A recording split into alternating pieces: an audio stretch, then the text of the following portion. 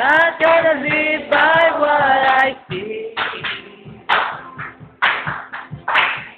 I'm not gonna live by what I feel. Deep down I know that you're here with me. I know that you can do anything. For you, I can do anything. I can do all things. 'Cause it's you who gives me strength. Nothing is impossible to you. Eyes are open. Strongholds are broken. I am living by faith. Nothing is impossible. I believe in you. I believe in you. Philippians chapter 4, verse 13. I can do all things through Christ who strengthens me. Sagana sa sarili nating harapin pahiwag po sa salita ng Diyos na hindi po natin makakaya ang mga simaan na ating na-experiensyahan o naranasan sa araw-araw. Kailangan po natin gabay at tulong ng banal na Espiritu.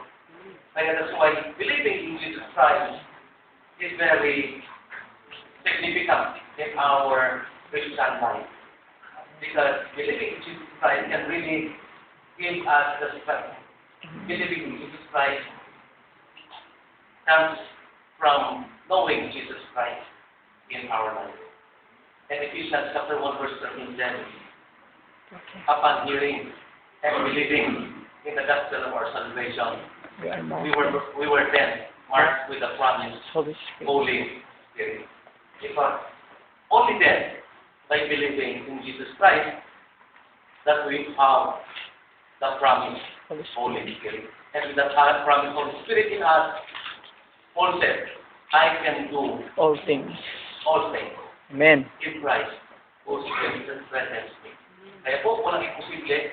Kaya sa kanilang pagkakasal po, nothing is impossible sa Panginoon kung tayo po ay talagang tunay na naglilingkod at tunay na nanampalataya sa Kanya.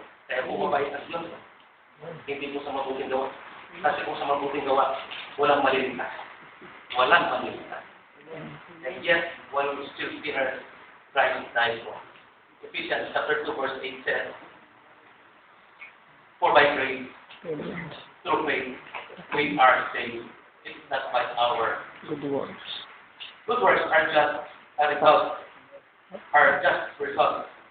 of our true faith in God. Amen.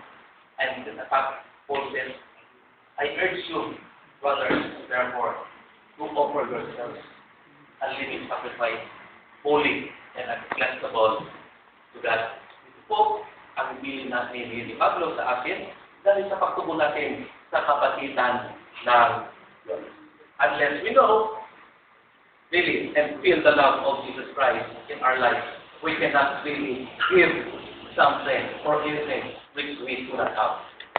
If we do not feel the love of Jesus Christ, or even the forgiveness of Jesus Christ in us, we cannot give forgiveness to other people. We cannot even love, truly love, with agape love, other people. Why? Because we cannot feel. And yet, we can say that even we do not receive the love of God. So, kaya, sa kabaitan ng Diyos, alam po natin, siya ay mabait. That's why we say that God is good. Amen. All the time. God is good. All the time. God God is is good. good. Ulit. Okay po, sa huling pagkakasal po, meron pong isang drama pa. It's going to spiritual warfare pa rin. Our battle is not against the blood, kung hindi against the rulers of this dark world. The devil is our enemy, real enemy. Kung minsan ginagamit lang yung ating kasabit, ang ating mga kilala, o yung ibang tao ginagamit lang ng kaaway para bunuhin tayo. Because Jesus said, I have come to give you life to the full. Amen. And God cannot be wrong in His Word. Okay? Believing in the Word is believing in Jesus Christ. Let's give them a round of applause.